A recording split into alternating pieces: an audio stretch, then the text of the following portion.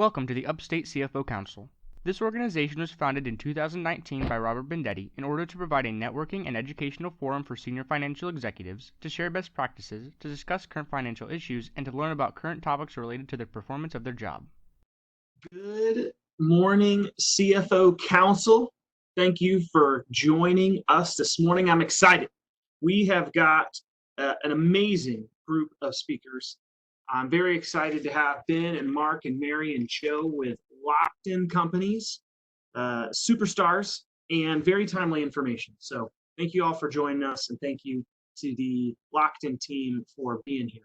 Quick introductions with the Lockton team. Mary Mosqueda is the Senior Vice President of Compensation and Total Rewards with Lockton Companies from Missouri. And before Lockton was at Wachovia and Palmer and Kay, undergrad in business communications from Rockhurst University, entrepreneur, and all-around awesome person. Ben Archer is VP at Lockton Companies, address listed on LinkedIn as Charlotte, but actually lives in Fort Mill, South Carolina. And before Lockton was at EBPC, Aon, Liberty, and the U.S. Coast Guard. Undergrad in marketing and management from Washburn University, MBA from Baker University, both in Kansas because he was born in Topeka, Kansas. And also speaking today is going to be Mark Holloway, Senior Vice President Lockton. And before that, Aon.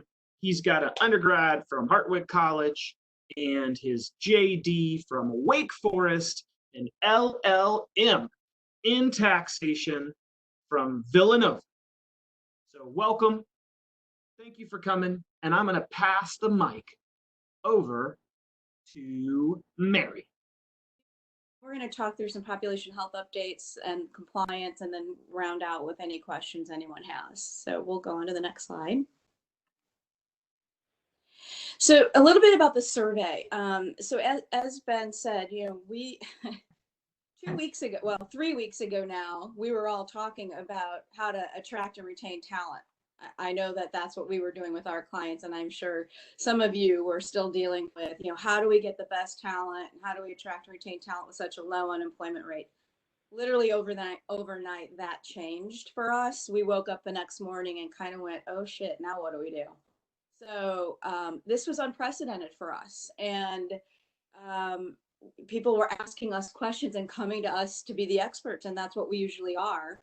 And so we thought we've got to find out what's going on, like what are each industries doing, who's being affected by this. We really think this is an industry by industry situation. Some industries might be capitalizing while other industries might be struggling. So we really wanted to kind of do a deep dive, and with that, in very early April, late March, we decided to deploy a survey, and that survey went out and came back with over 600 responses, which was a great response rate for us. And it gave us some great information. And then from that survey, we were asked to do some industry-specific surveys. So could you do a healthcare survey? Could you do a manufacturing survey? So we're in the middle of deploying some of these industry-specific surveys as well. When Ben and Robert and I talked, we thought, well, it would be great if you all could take this survey and then we could do some trending to see your results compared to what we saw in early April, and see if there's any changes, because we know that the landscape is changing every day, really. So we thought it would be great to kind of see what that looks like. So what we're going to show you today are the results of your survey and some of the same questions we asked in April. Some of them we didn't, we asked you some new questions, but you'll see some of that comparison of your data against the data in April.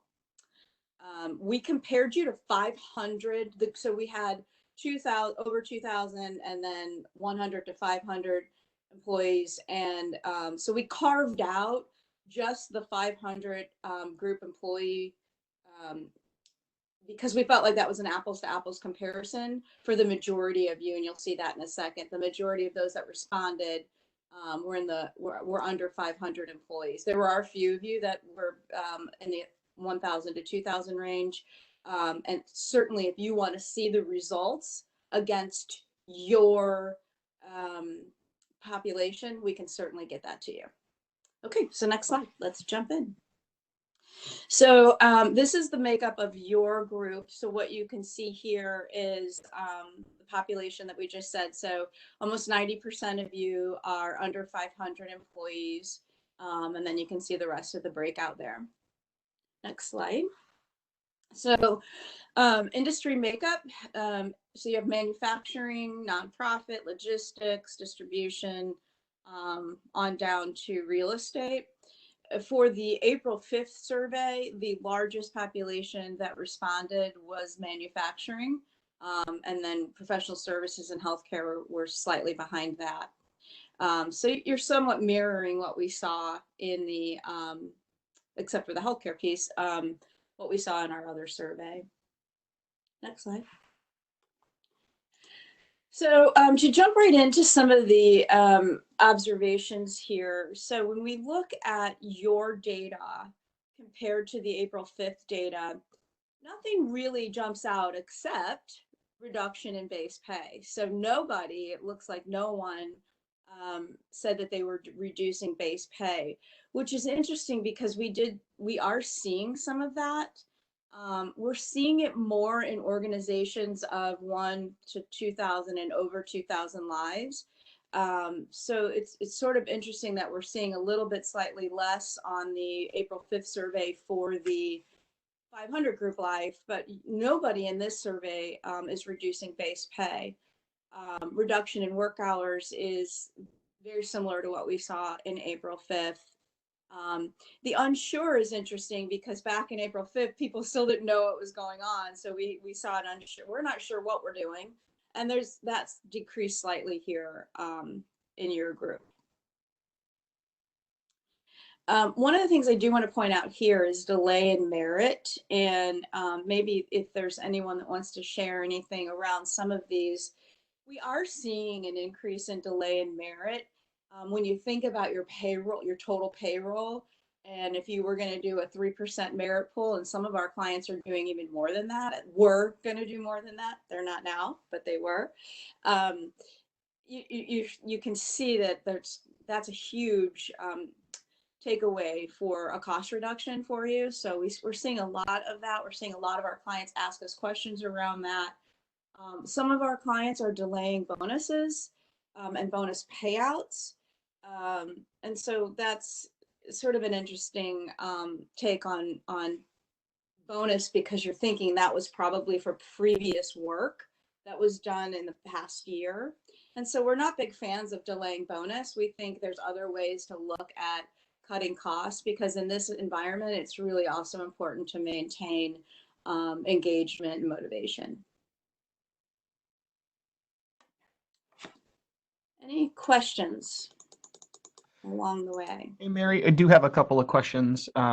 One is around why do you think we're not seeing any temp wage adjustments? Well, and Joe probably has the data around this a little bit more than I do. So Joe, if you want to jump in, please tell me. I think our clients are doing a lot of other things to not do the reduction in pay. So maybe reducing merit. And I just feel like a lot of our clients at that lower level, 500 and below, are really more in a family environment and trying really hard to not reduce pay, not furlough, not lay off, or I should say not lay off as opposed to furlough. So, Joe, I know you had some data around that. I don't know if you want to say anything around that. Hi, everyone. I'm Joe Meyer, Assistant Vice President at Lockton Companies and a Senior Compensation Consultant on the compensation team. So Mary was talking about the temporary reduction in base pay. We also have seen a temporary increase to base pay as well for some companies. In this CFO Council survey, we didn't see much of that at all. I think 4 or 5 of you maybe indicated that you're giving an additional pay adjustment temporarily for some workers. We saw a lot of that, more prevalence of that in larger organizations, and perhaps that is in due part because of the CARES Act. Maybe you're subject to providing more paid time than you would normally provide, and maybe that is perhaps the reason why you haven't made any wage adjustments. Something to throw out there. We welcome to hear if anyone can share, why you chose no pay reductions over something else. If anyone cares to kind of collaborate with us on that or share. Interesting to see that nobody was really doing that reduction. I got a couple more rapid fire questions. I'm going to hit you pretty quickly just for time. One was, you spoke a little bit about merit pay changes in 2020. That it might not be as high as previous years or might not be anything. Do you have any advice around, we as senior financial executives, kind of what our mindset should be around merit pay changes or annual salary increases in 2020? So the 2020 budget, we use World at Work salary budget surveys, and the 2020 budget would have been coming out in September. I don't know if anybody uses that. It's a great survey to kind of tell us what the merit increases were going to look like, salary structure adjustments, et cetera. We believe that's going to change, and that that either it's going to drop drastically from 3% to something that we saw in 2008 and 2009, which was 1.5% to 2%, or you're going to see no adjustments at all. And then, are you seeing any common themes around the variable bonus pay? When people make changes, are you seeing any themes or averages? Yeah. So we are. So what we're seeing on the bonus is that a lot of organizations, they're delaying payouts, or they're deferring payouts. So they're giving you maybe a portion now and then a portion later. We have a lot of folks that had already made payouts in March, so they were like, we already did our payouts, and that's okay, because we need to also motivate and engage employees during this time. But what we are seeing is a lot of organizations going back and looking at their bonus targets and identifying if any of those targets need to change, and or if the metrics need to change, or if there's reforecasting that needs to be done. And you spoke to it, but I got a couple of comments and questions around people either stating a thought or asking a question. What was the PPP loans impacting pay changes? And maybe that was just a timing difference between the two surveys. So thank you for speaking to that. That's a great question. And we did not ask any of those questions in our April 5th survey, because that was still being decided. And we didn't ask them in yours, quite honestly. And I do think that has some effect, especially for small businesses. So. Okay, thank you, Mary. I'll hold the other questions. Okay, great. All right, so the next slide. Okay, so what we're looking here are special wage adjustments and bonuses. Really, nothing really jumped out at us here. No changes from April 5th to what you all are doing. Temporary wage adjustments, for manufacturing, we're seeing them for production and frontline workers. For essential workers, we're seeing some special pay adjustments.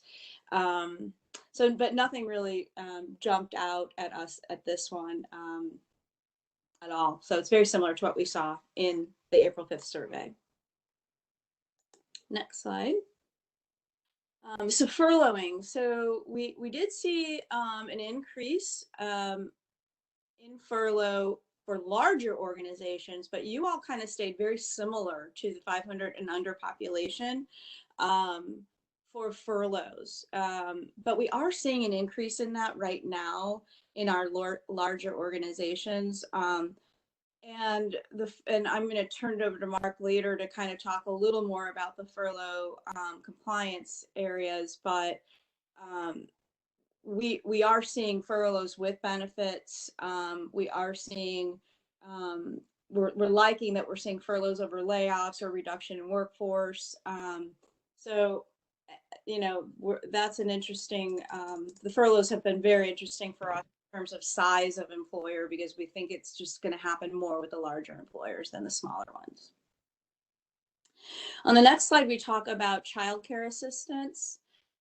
So significant increase in childcare assistance, and I don't know if anybody wants to share what that looks like for them. But what we're seeing for childcare assistance is greater flexibility in work arrangements, some assistance with identifying opportunities out in the community to assist with childcare, online opportunities. So we're seeing a big uptick in that particular piece of childcare. It's an interesting twist we have here with these kids at home. A lot of flexibility going on where parents are allowed to work at different hours so they can take care of their kids during the day. Mary, in the comment section, a couple folks emailed me about flexible schedule, and I got 3 flexible locations in this area. And then someone else brought up a good point. I wish I came up with this, but someone else did. I'm going to act like it's my idea. Is that with the survey results, both of these, with some of the previous data that we were provided, there may be a bit of survivorship bias that the only people responding to your survey are their business is good enough that they're reading emails. There's a lot of CFOs who are so crazy busy, they're not reading emails. Things are so bad, or they've been fired. So there may be a little bit of survivorship bias in the data that we're seeing. And that's a good point. Yeah, I do think that's an interesting point. Specific to this topic, and the next topic around time off, on the next slide, we're seeing some interesting things around time off, and a couple of our clients have been asking us about unpaid sabbaticals, unlimited PTO. Do we really want people coming in sick? How do we manage unlimited PTO? We didn't ask any of those type of questions, but what was interesting here was the obligated to offer was significantly higher here. We did not ask that in the April 5th report. And Joe and I talked about this yesterday. And Joe, do you want to offer up some of the reason you thought that was the case? Yeah, sure. So in the first survey, that again, like we talked about earlier, that wasn't necessarily a passed part of law yet. But we do think that because you are in the sub 500, most of you sub 500 FTEs, and you're subject to that new rule, the new law, then that's why we offered that option. I think there's a uptick in this population only because you have to, compared to our April 5th report. Again, because of the FTE size that we're talking about, the differential between the first survey, which had a lot of larger employers, and this survey with just mostly sub 500. But we did carve out the sub 500, and you can see the comparison. So I'm going to put Mark, I'm going to put you on the spot here. I'm wondering if you have any thoughts around this topic for the time off benefits.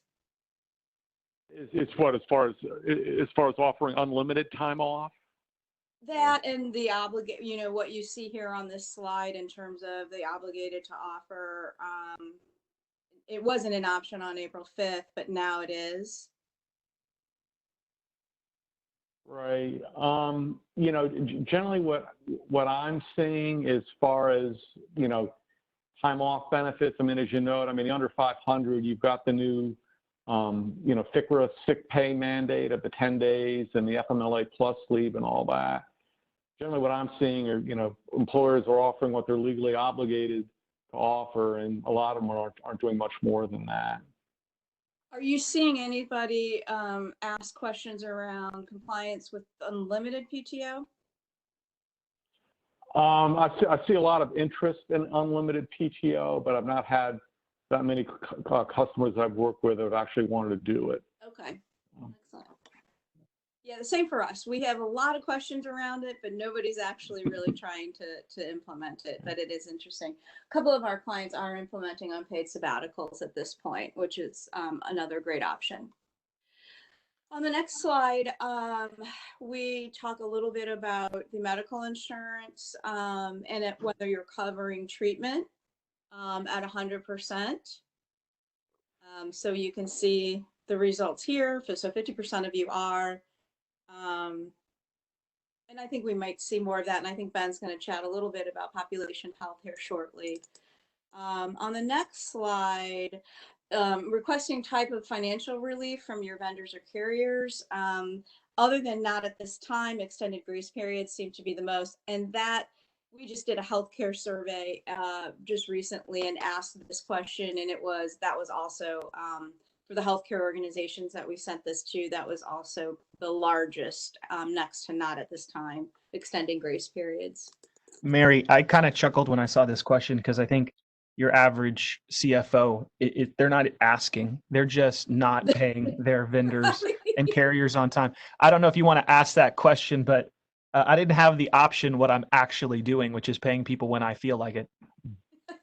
We should have added that. We might add that in our next one. And then just a quick sample from a question you popped out a couple slides ago around what the council is doing around vacation. I saw there were a lot, but a sampling is allowing borrowing vacation at the individual level.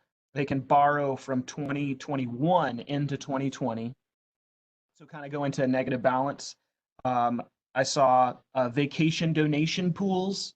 Yes. And I saw right new carryover policies or modified policies, flexible policies was some sample comments.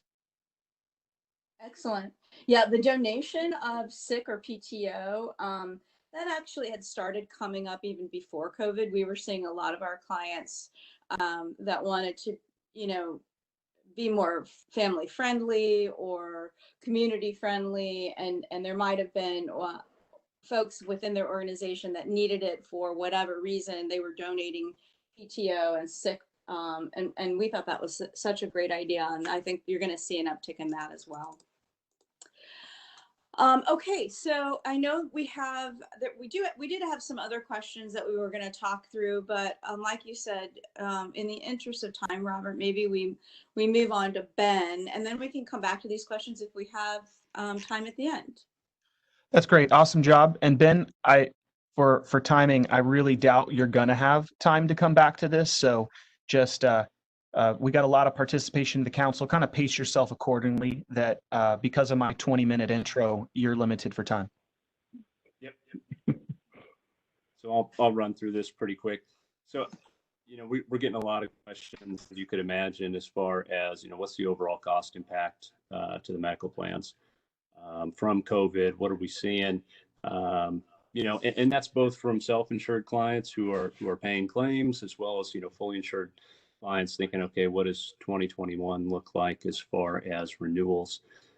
So what we have here for all of our clients, we actually house any self-insured clients data analytics, and that's digesting all the claims data, looking at the risk of the population, what geography they're in, age, and we're looking at a couple things. This is kind of a summary of some of the population of those that are in our system. It's about 2.2 million members, and looking at really kind of members by age, looking at their risk factors for COVID, such as asthma, cancer, COPD, and diabetes, and then taking what we can from the CDC and the other sources that our actuaries put together and said, okay, based on geographies, based on risk factors, where do we project individuals potentially ending up? Is it hospital? Is it ICU? Is it asymptomatic? And then what is the overall impact to the plan? So this is kind of just a summary of some of the things that we're looking at. And then what's the timing of that based on where they're located at peak date. This was taken a little bit over a week ago, so we would advance a lot of that forward. But just to give you an idea of kind of what we're looking at, and then if you can flip to the next slide. When we're looking kind of at our book versus the national average, here's kind of what we're seeing. Normative is 74% of those infected are going to have really mild symptoms. 19 is moderate, where they may go seek treatment, but don't have to be inpatient. And then severe is rated as inpatient, and critical is ICU. So, I mean, we're seeing about 1% being escalated to ICU, both in the normative ranges, which is the whole bucket of all of our data analytics, and for our clients at about a little bit less, 0.7%. So then our actuaries are kind of extrapolating that as far as the dollars amount. Really what we're seeing on average for those needing to go in the ICU is there's a pass back through the health plan of about 60,000. Those that are inpatient but not entered in the ICU, about 20,000. I think the interesting piece overall that you guys, especially those that are self-insured, have probably noticed is a majority of hospital systems stopped taking any type of elective surgeries and a ton of procedures really before there was a COVID impact felt by the hospital systems. And so you may be looking at your claims payment for your self-insured plans and saying, okay, well, why am I not seeing, the dollars that I typically do? It's probably significantly under. And that's pretty normal right now. What we're seeing is an estimate of about, if you take your normal claims cost, about 4.3% should be added due to COVID, but 2% is basically taken off because of deferred care. I personally think that number may be a little bit conservative. I just think that when the healthcare system, really fires back up and people schedule elective procedures, you're probably going to see those a lot more probably deferred later, or even potentially eliminated. But we're looking at overall about a 2% impact if you look at what you projected your self-insured claims to be for 2020 and what they'll end up. And then on the last slide here, this is, this can be really variable, but just a thought when you're looking at your monthly claims on the self-insured, you're probably going to see a spike of incurred claims over this month and next month. But what you're probably seeing is the dark gray bar, which is the paid pass-through. We think that's going to be lower until about August, and then those claims billings will be paid, and you're going to see a higher end towards the end of the year, a pass-through. I would say for those that are fully insured as well, just be aware. I mean, we're seeing a couple articles that are being pushed out by some of the insurers, trying to, kind of prime the pump for expectations as far as large renewal increases. We're not at this point seeing really that being justified, but I think that's really what they're going to do, right? They're going to try to make their risk look as bad as possible to try to get as much rate as possible. And I think our big pushback is, the data analytics from the self-insured to really speak to, okay, we're looking at the claims costs, we're looking at the projections, and, being able to kind of bat that renewal down. But I think another thing to think about if you are fully insured is there's about a 2.5% takeaway in taxes for ACA taxes that are going to be a boon to the fully insured environment, which should offset any expected COVID increase. So just be aware of that. When the insurers come around, if you're fully insured and you have 1/1/21, that it probably should not be that far out of the norm. But again, everything's changing every day, but we're keeping a close eye on it from a healthcare cost perspective. A couple questions from the box. One is around I'm going to combine a couple questions. Cost impact of COVID in 2020. Surprised that it's not higher. That with COVID costs plus people thinking maybe a bounce in the second half for the deferred care. reduced capacity of the hospitals. So could you speak to that again? You're kind of sharing good news because everybody's in panic mode about what might happen to healthcare. Yeah, I think, it's going to vary by group. It's going to vary by where you're at, right? Obviously, if everybody's in New York, it might be a little bit higher just because they've had such a larger spread.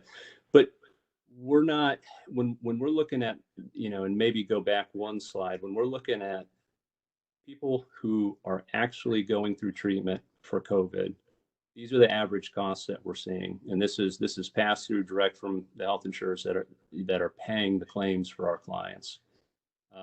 We're seeing really the average for your worst case scenario is $61,000, and you just think about, really across the board, for a large portion of your population, having this deferral of elective surgeries offsetting this. It's probably a greater impact than you'll even see from COVID.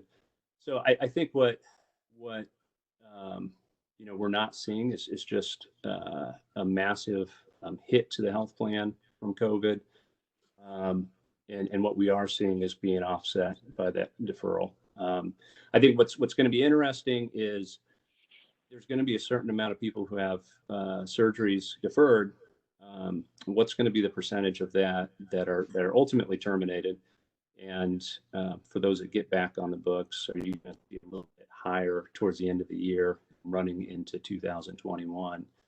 And that is probably true, but I do, what we're seeing is that a good portion are going to be ultimately canceled as far as elective surgeries as well. So.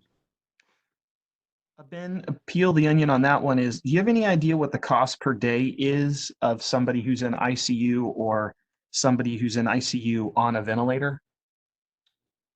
It's a good question. I'd hate to take a stab at it. But that stuff was something I could get as a follow-up. I mean, I would guess around $10,000 just based on what I've heard. But I mean, we could pull that data exactly, and we can run this report as well. We have a splice for manufacturing that I'm happy to share.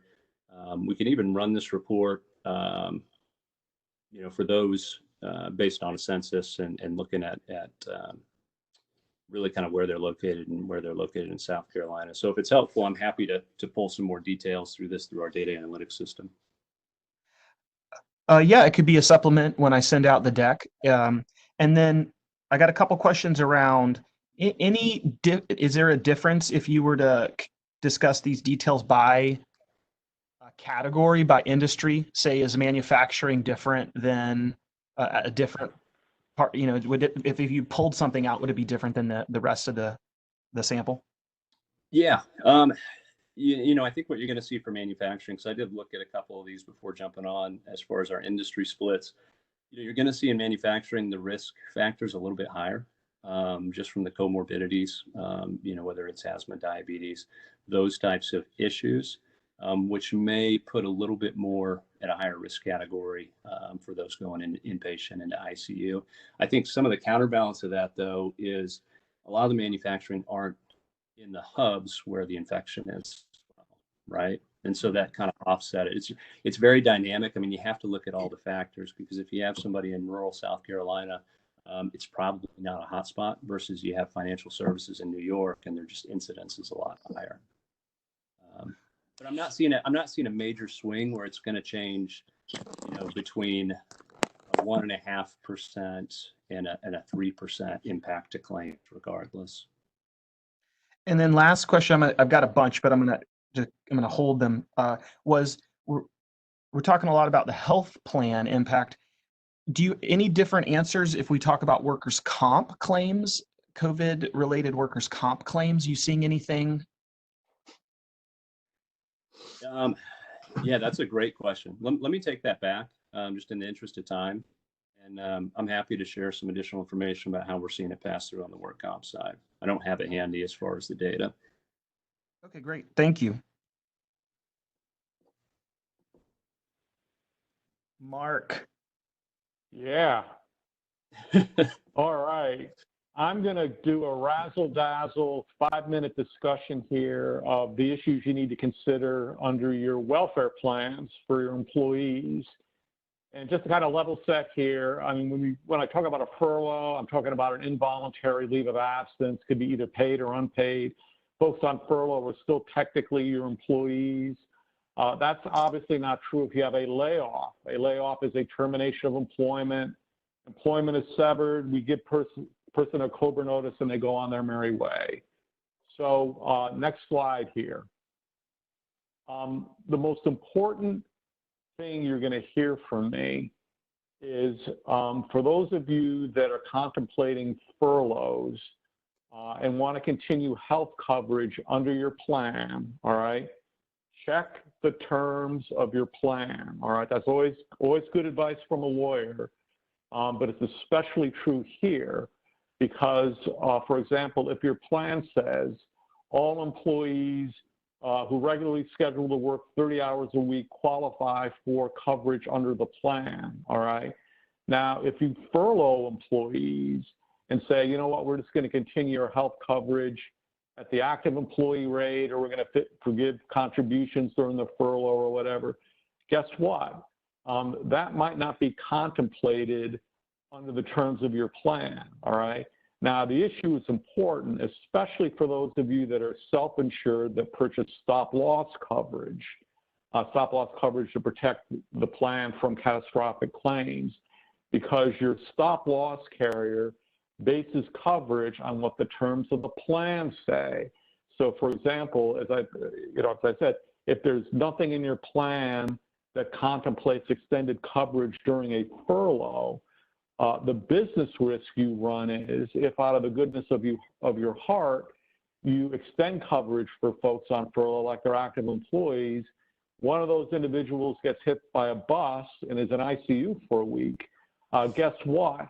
The stop-loss carrier may say that they're not going to reimburse the plan because you were providing coverage in contradictions of your plan's terms. So again, kind of the blocking and tackling that's so important is that you or your broker should go to your insurer or stop-loss carrier if there's not furlough coverage contemplated under the terms of your plan. One other thing just to note is that employees on furlough are still considered to be your employees.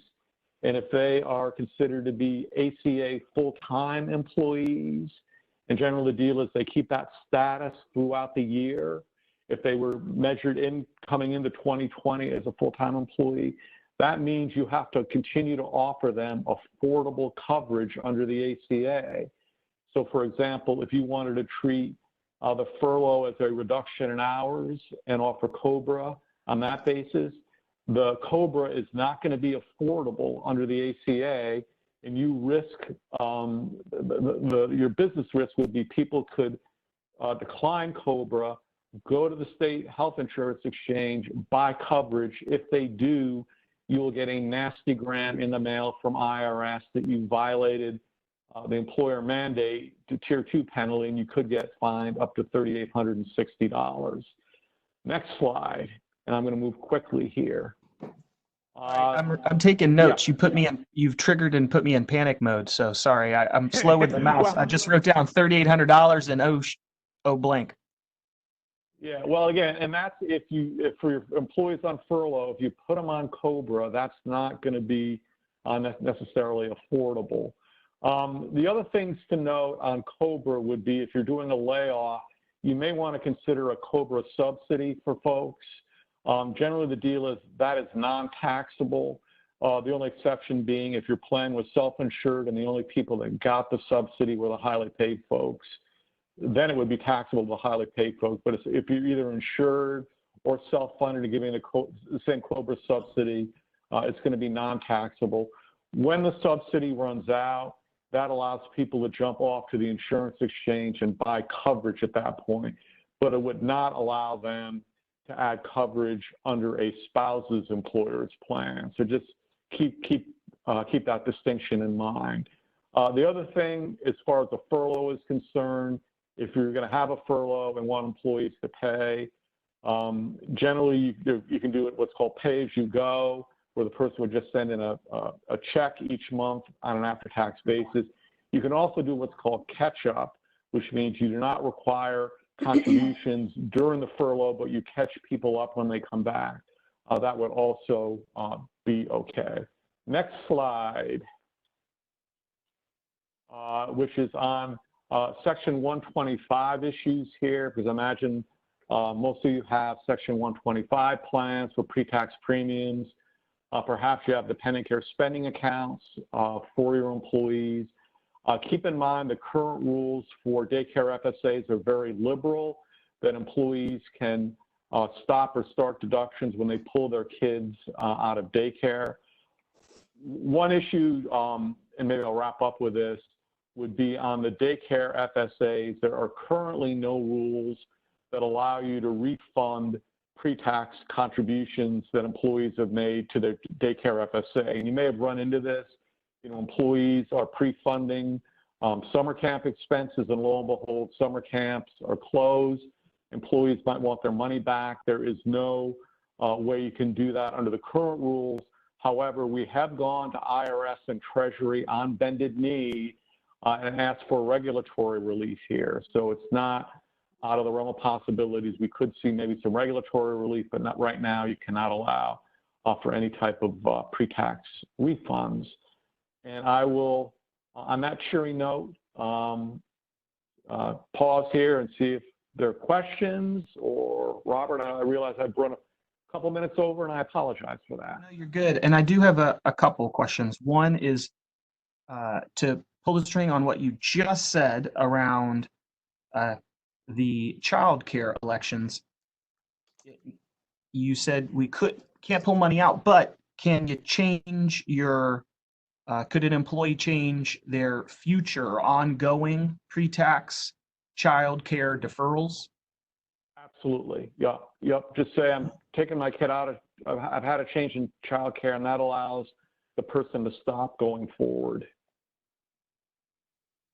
And then, and I don't know if this is something you can answer, but I'll ask the question anyway. Is with some of the direction from the CDC and the states in which we work, or we have facilities in different states, some of them are suggesting or requiring temperature checks when employees come in before they come in, and then a non-medical professional, sometimes like the receptionist, is making what could be considered a medical diagnosis and then not letting people work based on a temperature check and so just wondering around, is there legal liability? You seeing any caution or best practices around being a good, trying to do what you've been asked to do, but avoiding litigation?